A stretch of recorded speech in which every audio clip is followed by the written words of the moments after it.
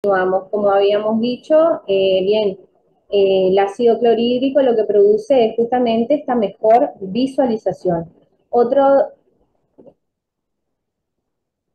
Otra alternativa que podemos utilizar es este medio que se lo puede teñir con azul de metileno o ortotoluidina, que lo que va a hacer es también producir la visualización de la hidrólisis. Tiene la ventaja de que se lo puede reutilizar y de que justamente no se maniobra con ácido clorhídrico. ¿Por qué digo que se lo puede reutilizar? Porque una vez que nosotros revelamos la DNasa con ácido clorhídrico, ese medio ya queda inutilizado. Sin embargo, en este, por ejemplo, lo que podemos hacer es volver a utilizarlo y ver que el medio aún funciona, digamos. Entonces tiene esa ventaja. Bien, lo otro que podemos utilizar acá como antibiograma, perdón, dentro de lo que es el antibiograma se prueban los discos de oxa, eritro, clinda, trimetroprima sulfa y gentamicina. Recordemos que también se pueden probar en adultos ciprofloxacina, pero que en pediatría no se aconseja informar por lo que ya había mencionado. Bien, finalmente, acá en esta bibliografía lo que recomiendan dentro de la red WONER es que se pruebe esta placa, pero esta placa lo que aclara es que es para un laboratorio básicamente de referencia, un laboratorio general probando esta primer placa, que es la que mencioné al principio, ya queda cubierto lo que podría llegar a con lo que podría llegar a tratarse el estafilococcus de una vulvovaginitis. Otro de los patógenos es la Moraxella catarrhalis. Esta Moraxella catarrhalis es un diplococo gram negativo. Si ustedes ven con atención, se ve que es muy parecido a una Neisseria gonorrhoeae, es decir, nosotros cuando vemos esto en el laboratorio abrimos grandes los ojos y hay que tener en cuenta que no solo puede tratarse de Neisseria, sino también de Moraxella y justamente poder producir un diagnóstico acertado. Dentro de esto podemos cultivarlo en agar sangre o agar chocolate y tiene la particularidad de que estas colonias forman algo que se llama un efecto de stick o de disco, que es que uno al ponerle lanza, la colonia se corre, y eso es característico de Moraxella catarrhalis. Se identifica a partir de oxidasa, que es oxidasa positivo, DNasa positivo, catalasa positivo, eh, y también hay que tener en cuenta que es una no fermentadora, es decir, que si nosotros la ponemos en un medio, la incubamos en un medio de TCI, lo que va a producir es este TCI característico de no fermentador.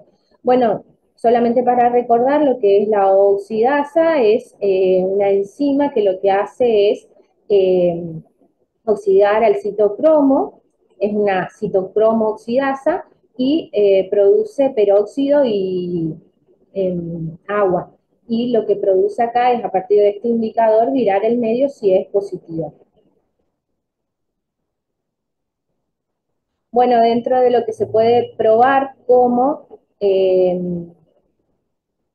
antibiograma tenemos eritromicina, citromicina, ciprofloxacina, cloranfenicol, ceftriaxona, cefotaxima y cefixima.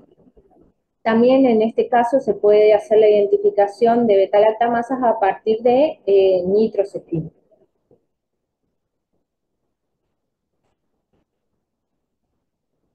Bien, en este antibiograma lo que tengo que aclarar es que lo que se informa son las que no están coloreadas, es decir, ciprofloxacina, en el caso de los niños no, ceftriaxona, Cepota y cefixima.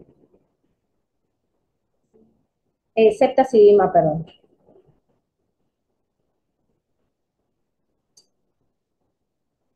Bien.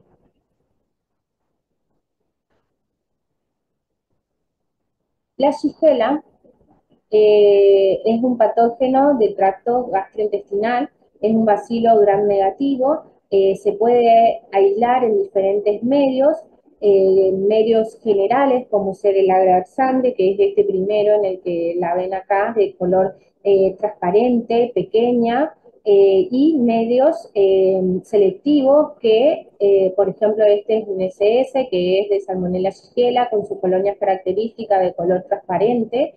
Este es un XLD, donde también se ve de color transparente. Eh, y finalmente un Levin o MB, donde también se ve pequeñas de color transparente. Bien, la identificación se hace como una identificación a partir de las pruebas de enterobacterias que todos conocemos. En este caso lo que se prueba es acetato para diferenciarla de una Escherichia coli, donde la Shigella es acetato negativa y la Escherichia coli va a ser acetato positiva, y por eso se prueba con acetato en lugar de zinc. Y otra de las pruebas que se realiza es LIA, TCI, fenilalanina y zinc, donde tiene la característica de que da negativa a todas las pruebas, es decir, que es carente de movilidad, indol negativa, sulfídrico negativa, y el TCI característico es alcalino ácido, es decir, que no fermenta la lactosa. Bien. Dentro de lo que son las pruebas de identificación, también para llegar a la especie, lo que se realiza es una prueba de antisuero, donde lo que se produce es una aglutinación característica para poder nosotros determinar si, por ejemplo, se trata de una Shigella Flexneri, que es la que nosotros encontramos en un 85 a 90%, o por ejemplo Sonei, que es la que le sigue en frecuencia. Otra de las pruebas que se puede realizar es a partir de esta tabla, si nosotros nos contamos con los sueros de aglutinación, donde tenemos una contrapartida entre mannitol y ONPG, que bien, el ONPG lo que hace es revelar o determinar la presencia de una enzima que se llama beta-galactosidasa, que es a partir de este substrato, el ortonitrofenil galactósido, y bueno, si está presente lo que produce es justamente su hidrólisis, y con esto se modifica el pH del medio y este indicador va a virar a color amarillo. Bueno, tener en cuenta acá que la que en mayor frecuencia se encuentra va a ser ONPG negativa, que es la Flexneri, y mannitol positiva. Sonei es ONPG positiva y mannitol positivo. Y finalmente tenemos las otras shigellas que, bien, a partir de estas pruebas se pueden diferenciar. Lo que vamos a probar como antibiograma es ampicilina, trimetoprimazulfas, ciprofloxacina, eh, no, ciprofloxacina, cefodoxima, la que sigue, sí, cefodoxima, fofomicina, nitrofurantoína, acitromicina y colistin. Bueno, esta tabla es no solamente para Shigella, sino también para Salmonella, entonces, y tener en cuenta eso al momento de hacer la prueba de las placas, del antibiograma, perdón, y tener en cuenta que si nosotros identificamos una Shigella flexneri, en ese caso solamente se va a probar acitromicina.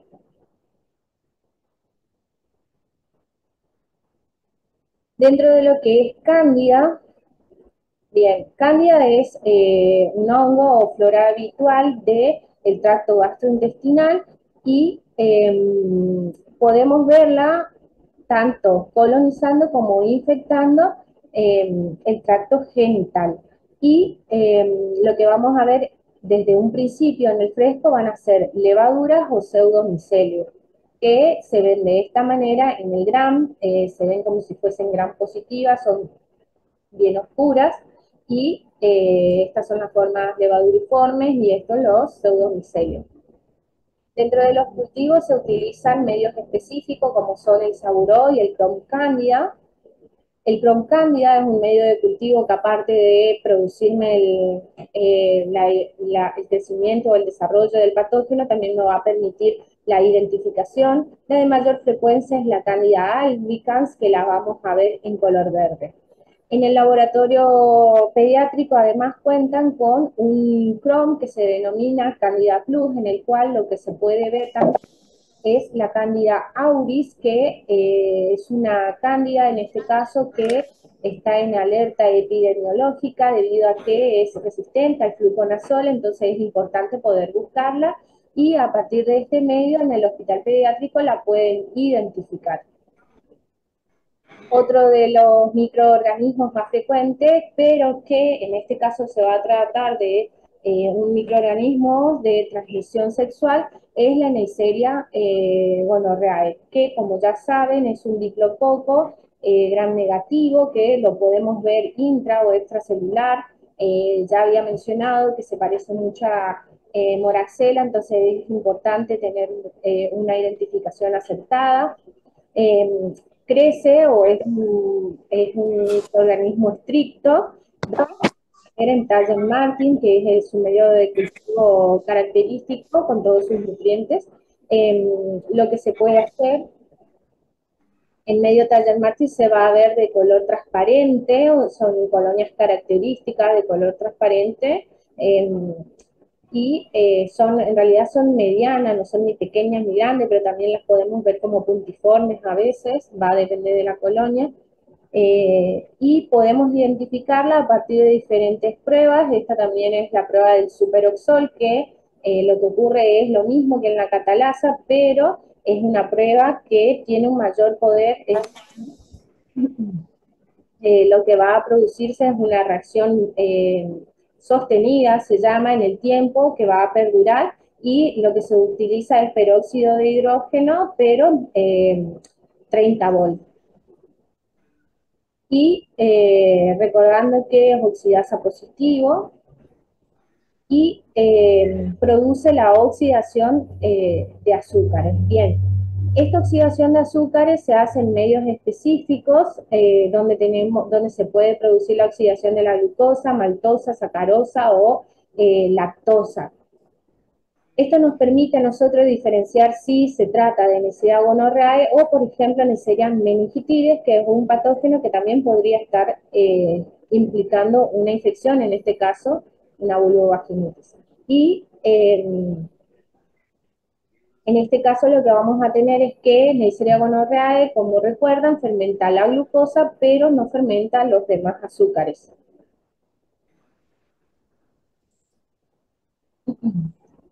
Como recordarán, y como ya habíamos mencionado, se prueban diferentes antibióticos. Dentro de esos son penicilina, ciprofloxacina, ceftriaxona, cefixima, acitromicina,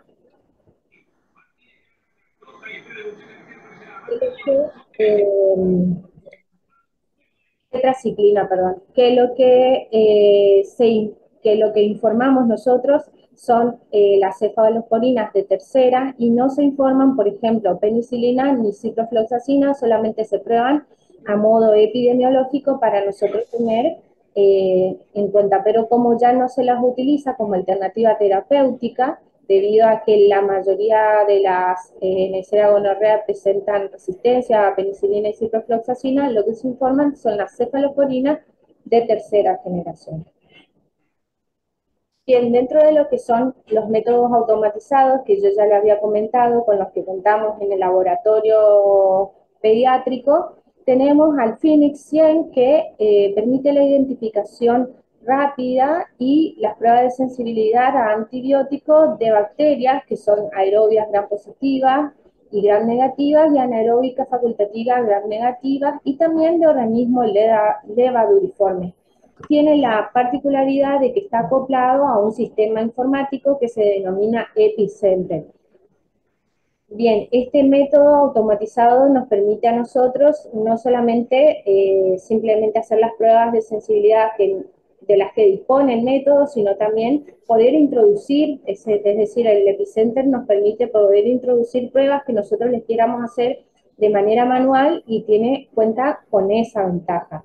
El BDMAX es este que están viendo acá, eh, es un sistema automatizado que lo que produce es, en definitiva, una PCR en tiempo real de diferentes microorganismos. Los que nos interesan a nosotros van a ser Chlamydia trachomatis, Neisseria gonorrhoeae y Trichomonas vaginalis, que son eh, microorganismos de enfermedades de transmisión sexual.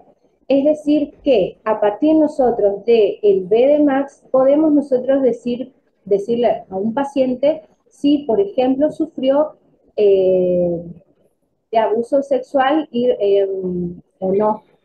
No que no sufrió de abuso sexual, sino que en ese abuso sexual lo que se produjo fue el contagio de alguna de estas enfermedades, con lo que se corroboraría el abuso. Y es de suma importancia contar con este equipo debido a que en muy poco tiempo, en el día, nosotros podemos obtener un diagnóstico y tratándose de niños y de víctimas, en este caso, es indispensable. Yo lamentablemente no tuve la oportunidad de trabajar con este equipo porque actualmente no contamos con eh, reactivos para el equipo, pero en el momento en el que funcionó fue de suma ayuda y ahora van a ver en las estadísticas de qué estamos hablando. Bien, esta es una parte que a mí me pareció muy importante señalar en esta clase o en este Ateneo, debido a que como profesionales tenemos que saber qué hacer en el caso de que nosotros diagnosticamos si un paciente tiene una enfermedad de transmisión sexual, entonces en ese caso presenta señales de abuso sexual. Y era una de las cosas que yo les quería preguntar. ¿Ustedes como profesionales saben qué se hace? O sea, si ustedes diagnostican que un paciente tiene una enfermedad de transmisión sexual, ¿saben qué hacer? ¿A quién dirigirse? ¿Alguna? Bien. O sea, certeramente, bien. Bueno, certeramente es difícil saber. Yo, por ejemplo, en el momento que hice este tema no lo sabía, me pareció interesante poder compartirlo con ustedes y lo primero que se hace es comunicarse con un organismo responsable ante este tipo de situaciones. Nosotros en la provincia del Chaco contamos con un organismo que se llama SAINAP, que es el Servicio de Atención Integral a Niñas, Niños y Adolescentes Víctimas de Violencia. Ese organismo está en el hospital pediátrico. Desde cualquier parte de la provincia del Chaco nosotros nos comunicamos con el hospital pediátrico y ellos nos pueden derivar a lo que sería el site.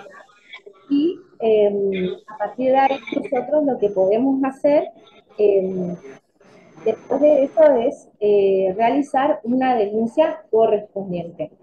¿Por qué digo que nosotros a partir de eso podemos realizar una denuncia correspondiente? Porque a partir del año 2018 es de instancia pública, son de instancia pública los delitos de abuso sexual en la infancia. Es decir, si nosotros estamos sospechando o tenemos la certeza de que uno de nuestros pacientes tuvo un abuso sexual, entonces nosotros podemos realizar la denuncia correspondiente sin necesitar la autorización de los padres o del tutor a cargo. ¿Dónde podemos realizar esa denuncia correspondiente? Podemos, si bien derivar la responsabilidad al SEINAP, o si no contamos con esa posibilidad, lo que podemos hacer, encontrándonos en cualquier parte del país, en realidad, no solo de la provincia del Chaco, es realizar una denuncia a la fiscalía que esté de turno, que corresponda a la unidad descentralizada de asistencia a la víctima y al ciudadano. esa es la primer fiscalía a la que uno puede llegar a dirigirse. Y finalmente hay otros organismos, como por ejemplo la comisaría de la mujer, una comisaría próxima a algún juzgado de menor, que esté a cargo de esta clase de delitos a las que uno puede dirigirse de manera libre. Pero lo que es importante saber como bioquímico es que es obligatorio denunciar. Es decir, nosotros al no denunciar estamos rompiendo la ley y estamos guardando una información que después nos puede venir como un problema legal, digamos, si no lo denunciamos. La última pregunta, ¿lo Sí. tenemos que hacer nosotros como bioquímicos y también lo hace el médico que convirtió y con la toma de muestra? Vos te podés hacer cargo de lo que vos denunciás, digamos, y podés contarle al otro y el otro va a ser responsable o no de denunciarlo o no. Entonces esa responsabilidad ya va a estar por su parte. Vos por tu parte tenés la obligación de denunciarlo como bioquímico. Según esta ley, es nuestra obligación. Y finalmente, ¿cómo denunciar? Bueno, esto es una parte muy importante que a mí me pareció ponerla porque hay veces que lo que se hace no es una denuncia, sino una disposición policial. Es decir, uno va y le avisa a la policía. Eso no es una denuncia. Dentro de lo que es una denuncia, lo que se produce es una presentación personal en la oficina judicial o policial, se cuenta brevemente lo que pasó, se le hace firmar a la víctima lo que cuenta, es decir, que lo que se produce es que nosotros le llevamos a la víctima a ese lugar y solicitar la copia de la denuncia sellada con fecha. ¿Por qué? Porque pasó que hay personas y que hay organismos que se niegan a recibir esa denuncia. Entonces es importante nosotros tener esa copia.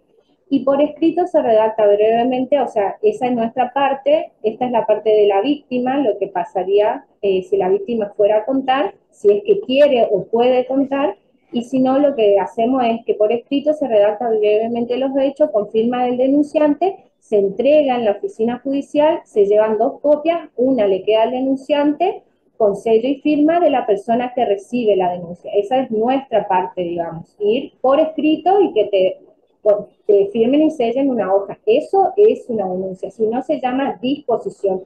Y ellos sí o sí te tienen que entregar un duplicado firmado con alguien que se haga cargo de eso que vos fuiste a contar ahí. ¿Por qué? Porque si no, no tiene valor legal lo que vos hiciste, si vas a disponerlo.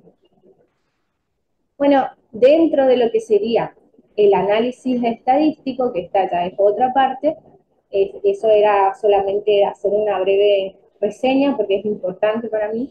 Bueno, dentro de lo que sería el análisis estadístico del laboratorio pediátrico eh, del hospital pediátrico, perdón, lo que tuvimos es, tomamos exudados vaginal que se tomaron desde noviembre del 2021 a octubre del 2022. Y estos en total se tomaron 347 exudados vaginales, de los cuales un 85% venían de consultorio externo. Dentro de lo que es consultorio externo, entra la parte de SAINAP. Es decir, SAINAP trabaja como si fuese consultorio externo para nosotros. A partir de ahí vienen estas muestras, digamos. Ellos toman las muestras y nos derivan las muestras nosotros y las procesamos. Un 12% venía de la emergencia y de internados 3%. Bueno, dentro de los informes que nosotros otorgamos a partir de esta toma de muestra, informamos un 94% fueron informes negativos, es decir, donde no se halló patógeno. Esto coincide con la bibliografía porque hablábamos de que había un gran porcentaje de vulvovaginitis inespecífica y un 6% que si bien es bajo, no representa el 25% de las específicas, hay que tener en cuenta que también la vulvovaginitis específica no solamente se da por patógenos bacteriológicos, sino también por otras causas, como ya las habían mencionado, como por ejemplo los cuerpos extraños, las misceláneas, las parasitosis. Entonces, dentro de las específicas tenemos un 6% de exudados positivos. De ese 6%, un 66%, en un 66% se aisló Candida albicans, en un 24% Cándidas, que eran de otra especie, y un 5% Chlamydia trachomatis. Y a esto era a lo que me refería con la importancia nosotros de contar con el BDMAX, donde este 5% se nos escaparía si nos escapa en este momento donde no tenemos reactivos. Y finalmente un 5% de Haemophilus influenzae. Dentro de lo que serían las conclusiones, bueno, lo importante acá es tener en cuenta que la composición de la microbiota vaginal varía a lo largo de toda la vida de la mujer, que va a depender de los niveles de estrógeno y que se puede alterar el equilibrio debido a detonantes como para hacer la menstruación, las relaciones sexuales y los antibióticos exógenos, como habían visto. Cándida es un gran porcentaje como patógeno de una vulvovaginitis, y esto se puede deber justamente a la administración de antibióticos. Las vaginitis en pediatría en su gran mayoría, como ya había mencionado, son inespecíficas y tienen una respuesta favorable a tratamientos empíricos. Las específicas son producidas principalmente por patógenos del tracto respiratorio o gastrointestinal, y como ya había mencionado, con menor frecuencia son de transmisión sexual por cuerpos extraños, misceláneas, y un diagnóstico microbiológico para dar un diagnóstico específico. Finalmente, debido a los resultados del análisis estadístico, podemos mencionar que, en primer lugar, nosotros encontramos como responsable de una vulvovaginitis específica a las demás cándidas o de otras especies. En segundo lugar, finalmente, en tercer lugar, a Chlamydia trachomatis y a Haemophilus influenzae. Es muy importante destacar, como ya había mencionado, la importancia de los métodos automatizados para la detección de enfermedades de transmisión sexual en estos pacientes, debido a que en este caso implican caso de abuso sexual, por lo cual el diagnóstico certero y rápido es fundamental. La parte más divertida para que no se duerman, que son las actividades. Bien, estas actividades simplemente consisten en ver unos informes que vamos a mirarlos, y lo que vamos a ver es si se informan o no se informan y qué correcciones podemos realizar. Bien, este es el primer informe, donde lo que nosotros vemos acá que se informó como cultivo genital positivo. Se hizo un informe de galactamasa, que dio negativo, cultivo micológico negativo, cultivo para Neisseria gonorrhoeae negativo, y un examen directo que se informó células escasas, leucocitos, nos observan levaduras ni parásitos. Dentro de la tinción de Gram se observan bacilos Gram negativos y todo lo que sería el diagnóstico por BDMAX negativo, es decir, clamidia, Neisseria y trichomona no detectables. Finalmente, el aislamiento fue a Haemophilus influenzae. Entonces, ¿informarían este informe? Es decir, ¿ustedes lo firmarían y lo sellarían?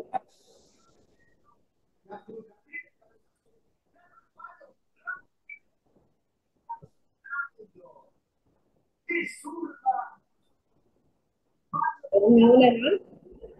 Está perfecto, porque no hay ningún error en este informe. Es así como uno tiene que informar debidamente un exudado. final. Ahora, en contrapartida, tenemos este informe donde informan exudado vaginal, requisito de células epiteliales escasas, leucocitos abundantes, pocos gram negativos positivos regular, pocos bacilos gram positivos escasos, y dentro de lo que es el cultivo, mencionan lactobacillus sp y estreptococo, y finalmente para el examen parasitológico negativo. ¿Y qué ocurrió en este examen? ¿Qué ocurre? De por sí ya todos hicieron cara de que nunca firmarían algo así, está perfecto, pero ¿por qué no?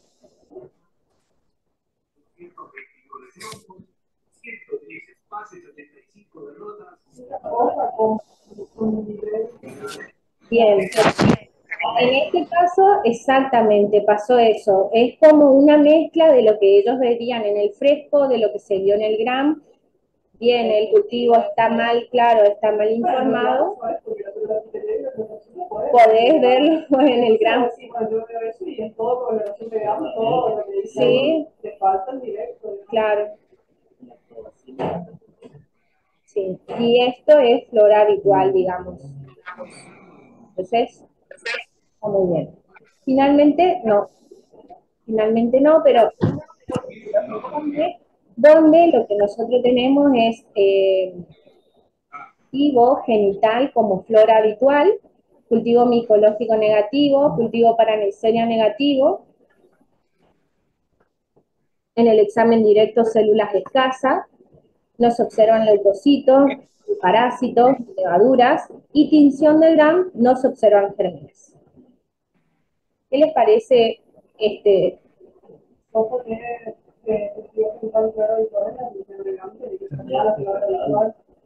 Muy bien. Este es el caso que puede ocurrir en una tinción de Gram que tenga escasa muestra, por ejemplo, donde se pudo haber desarrollado una flora habitual en el cultivo, pero que no se pudo haber observado en la coloración de Gram, en la tinción de Gram. En este caso, el médico lo que va a hacer es evaluar si esta muestra fue bien tomada o si necesita una segunda toma de muestra, pero pues, es un caso que puede ocurrir que en la tinción de Gram no se observe nada y después tengamos un cultivo de flora habitual, como ya habíamos visto, es característico en los niños. Es decir, ver estreptococo, pero ninguno que sea patógeno, o ver algo que haya crecido en el cultivo, pero nada patológico.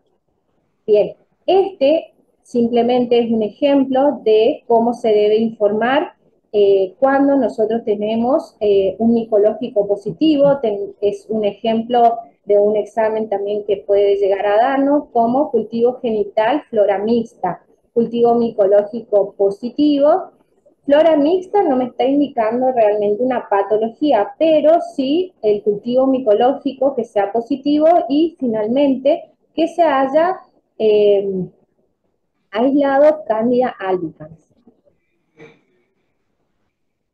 Finalmente tenemos que esto sería un informe representativo, una niña entre 10 a 14 años, con una flora habitual de lactobacillus, donde tenemos un cultivo genital, flora habitual, un micológico negativo, un cultivo para Neisseria negativo, una tinción de Gram, donde encontramos escaso bacilo Gram positivo, que es flora habitual,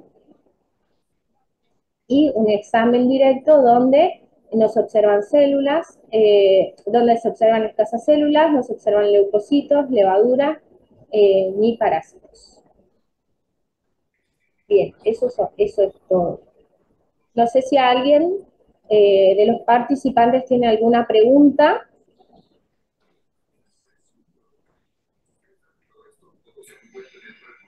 Lau, hola a todos. No, quería aclarar en la parte de bacilos gram positivo, generalmente siempre colocamos en la identificación si es un Lactobacillus sp o si es un Corynebacterium.